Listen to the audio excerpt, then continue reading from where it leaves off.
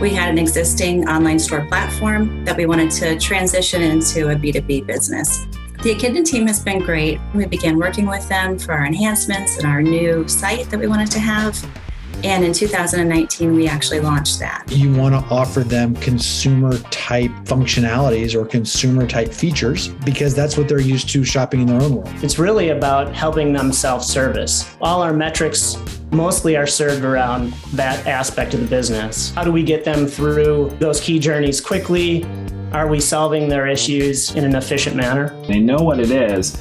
They know the details of it, but it's not always easy for them to translate that into what they want to order if they're talking to a sales rep or if they need to do it through email or something like that. But when they come to our store, it's clear to them what they need to do, how to reorder the product that they need. Echidna has helped make that display and that functionality work better and easy.